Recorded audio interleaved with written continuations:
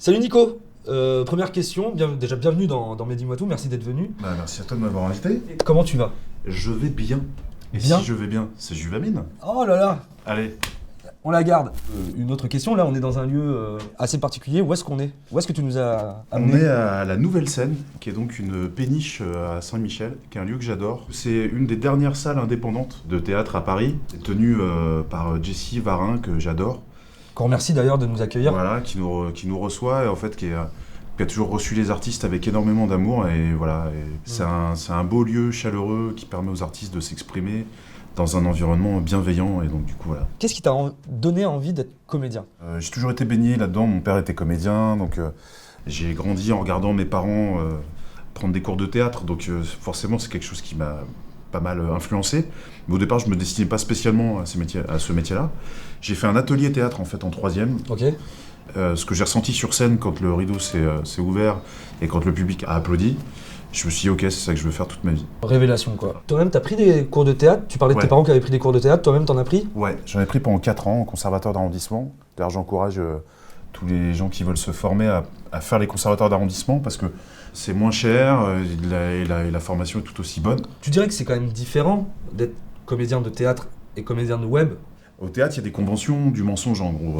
C'est-à-dire qu'on doit porter la voix un petit peu plus fort qu'au naturel.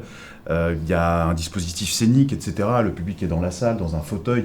T'es en direct? Il assiste en direct au mensonge en gros. Il n'y a pas de montage, c'est ça Non, que tu il veux n'y a dire? pas de montage, tu vois, c'est un plan séquence de... Tu peux pas supprimer un mec qui a mal Bah dit ouais. sa phrase, ça, s'il a ça- dit mal. ça fragilise tout. Ouais. C'est la beauté aussi du spectacle vivant. Moi j'aime les deux, en gros j'ai pas l'impression d'être un autre acteur sur le web, c'est juste que c'est le rapport au public qui est un peu différent. Comment ça s'est fait cette transition, c'est-à-dire de passer du théâtre au web? Il y a eu des rencontres déterminantes, il y a eu... Ça s'est fait de fil en aiguille en gros on va dire. Un jour on me dit oui il y a un projet là pour une mini web série, il y a une audition à passer et tout. C'était pour faire le rôle d'un commercial un peu sans foi ni loi, avec beaucoup de tchatch, etc. Tiens, qu'est-ce que c'est? Ton CV. Quoi? Expert en installation et configuration des plateformes SAP. Attends, j'ai jamais fait ça moi. Mais raison de plus pour t'y mettre. Et donc j'arrive et le réalisateur qui m'a fait passer le casting, c'était Slimane Baptiste Beroun. Ah oui. Et voilà, on s'est très bien entendu au casting, on s'est marré, j'ai été pris dans la mini-série, dans laquelle il y avait Florent Dorin, qui est donc le rôle principal du Visiteur du Futur.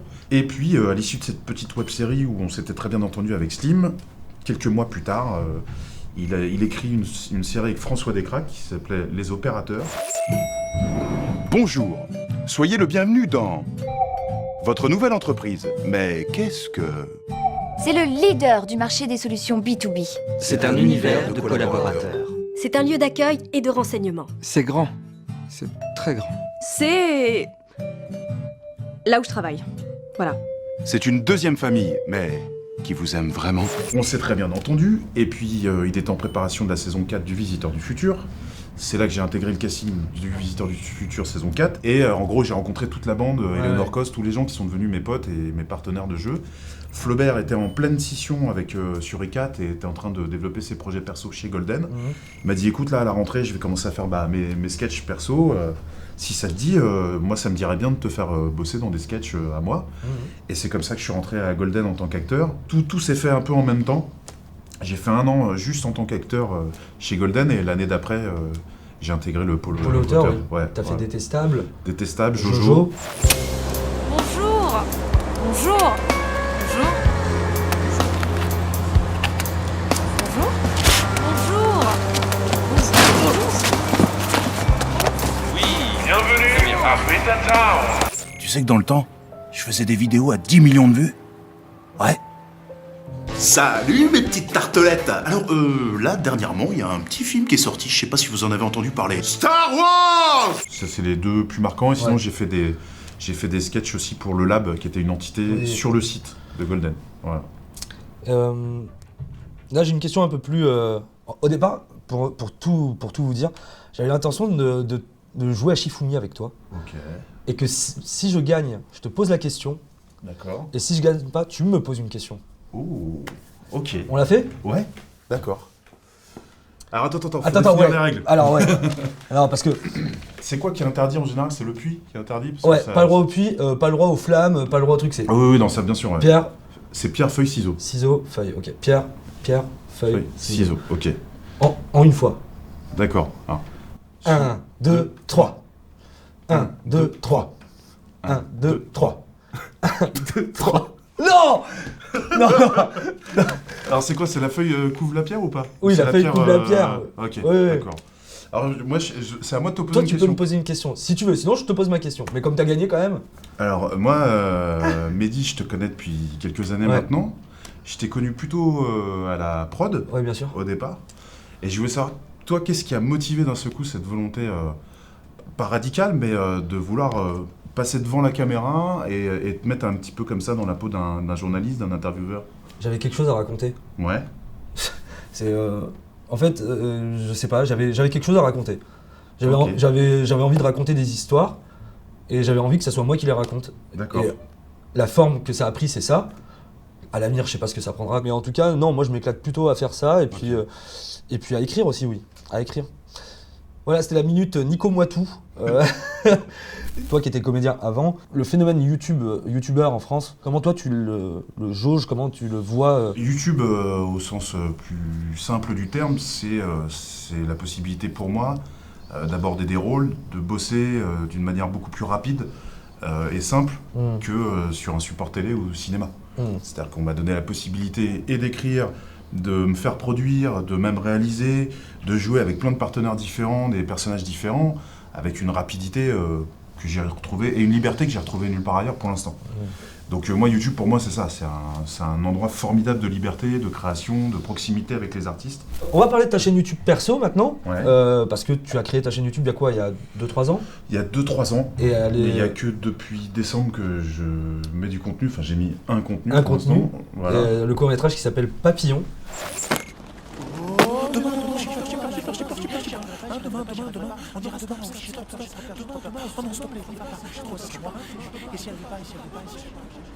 Désolé, c'est quoi? Rien d'important, j'espère. Non, laissez, c'est pas grave. C'est des papillons. Des peurs que je garde comme ça par habitude, c'est bête, hein. Ah oui, c'est bête, ouais.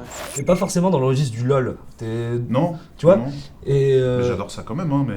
mais ouais, c'est une volonté ça, ou c'est que t'as une appétence pour... ouais. Putain, le mec il utilise le mot appétence, tu J'ai sais. appétence, j'ai fait Waouh, comme ça, il a j'ai failli fait, tomber dans le coma. ouh. Même moi, tu vois, je suis pas bien. Je suis waouh, appétence. Waouh. En fait, c'est très bizarre parce que je crois que dans la vie, je suis plutôt... Enfin, je peux être marrant. Je peux être marrant comme acteur. Sur scène, j'ai plutôt été utilisé pour des registres... Enfin, j'ai beaucoup été utilisé pour des registres comiques au théâtre. Et quand j'écris, bizarrement, c'est pas ça qui me vient le plus naturellement. Donc, c'est même pas un calcul, c'est même pas une volonté de me marginaliser par rapport à ça. C'est j'écris des choses qui me viennent. Et il se trouve que souvent, même quand je crois qu'elles sont drôles, elles prennent une tournure qui ne l'est plus. Et voilà, mais j'essaie de mettre de la drôlerie quand même dedans, parce que j'aime bien ce mélange-là. Mais c'est vrai que oui, Jojo, par exemple, nous faisait rire en lecture. Et au final, avec la patte de Flaubert aussi dans la réal, et puis finalement, ce qui se dégageait comme enjeu a amené cette espèce de mélancolie. Et moi, c'était aussi juste pour dire, bah voilà, quand j'ai envie de raconter des histoires, ma petite phrase un peu d'accroche, c'était de dire, attendez-vous à rien et vous serez surpris partout. Moi, j'ai pas la prétention de dire que j'ai fait un chef-d'œuvre, mais je suis très content de ce film parce que, en tout cas, j'ai fait ce que j'avais envie de faire. Alors, tu parlais de ne pas avoir la prétention de faire des chefs-d'œuvre ou quoi. Par contre, tu peux avoir la prétention de faire des super passes décisives parce que là, je vais te poser la question de l'abonné. Voilà, je sais pas si tu regardes des l'émission. transitions comme voilà, ça. c'est ça.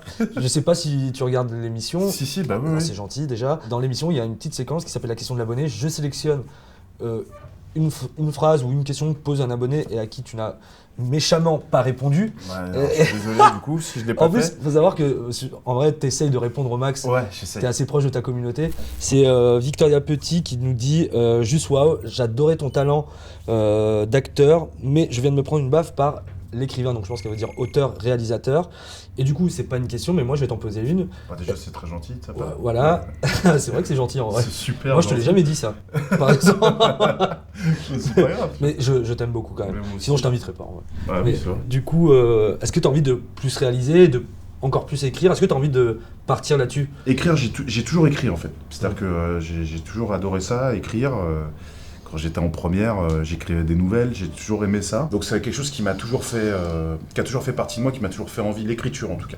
Et la réalisation, c'est relativement récent, le fait que j'ai envie un peu de m'impliquer dans la mise en scène.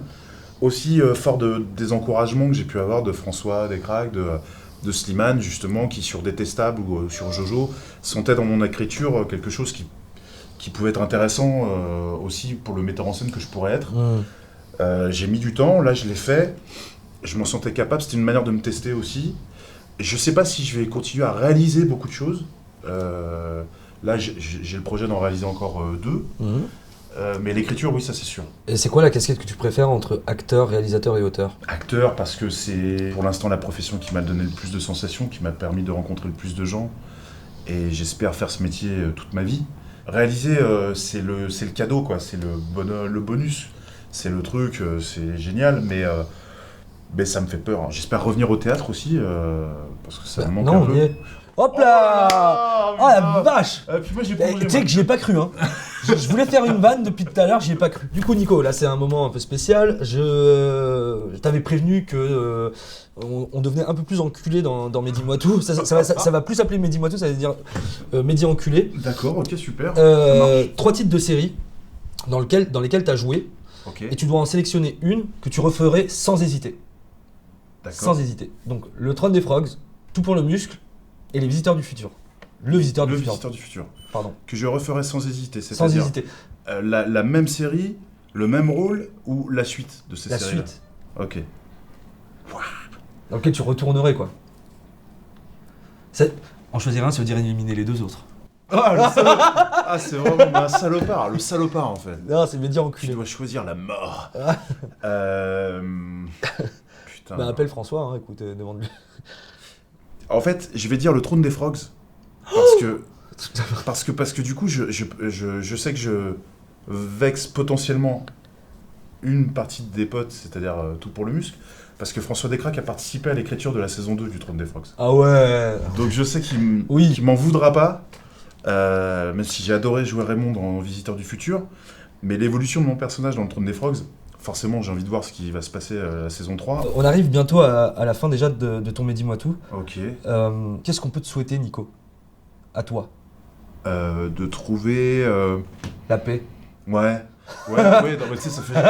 Non, mais de réussir à trouver un apaisement dans un métier génial comme celui que j'ai la chance d'exercer. On perd de vue très facilement le fait que c'est formidable de faire ça, parce qu'on est en proie à des angoisses, parce qu'on se voit vieillir, parce qu'on a peur de plus être désiré. Et j'espère trouver un endroit de quiétude, ou trouver peut-être un endroit à moi qui me permettra de relativiser ces moments-là. Je ne l'ai pas encore trouvé. Dans le sud-ouest, moi je connais une ferme plutôt... non, parce que moi je suis originaire de Toulouse. Ouais. Et vraiment, il y a des coins super. Genre à la Beige, tout ça, c'est hyper calme. Du coup, c'est la fin de l'émission. On va faire un petit truc, c'est le check. Tu sais, c'est le truc qui met mal à l'aise tout le monde. Alors, je sais pas si on va le garder, mais en tout cas, on va le faire. Donc c'est le check. Okay. Il va falloir qu'on invente un check. Ok, ça marche.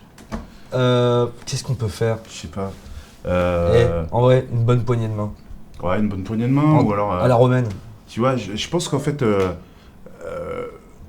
parce que s'embrasser et serrer la main, c'est aussi une marque de confiance, parce que on sait pas où t'as mis ta main, je sais pas où j'ai mis ma main, etc. Je sais pas où j'ai mis la mienne. Tu vois, moi il y avait un truc que j'aimais bien dans Madame est servie, une référence de vieux. Ah oui, c'est une série. C'est qu'il crachait dans sa main et il lui serrait ensuite. Je vais pas faire ça, mais je vais faire ça, tu vois, comme ça.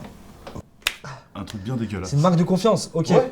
Donc, tu sais, c'est comme quand on trinque. Ouais. Quand on trinque, tu vois. Donc on le met sous on le mélange signe. les fluides pour voir si on s'est pas empoisonné l'un l'autre. Vas-y. Franchement, mec, moi, allez, je partage. la marque de confiance. Allez, voilà. Check. Et après on fait.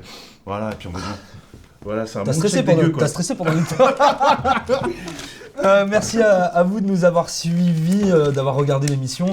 Voilà. Et puis à bientôt. Abonnez-vous.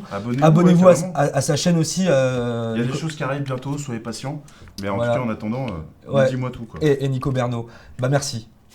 Merci, merci d'être venu. Ah.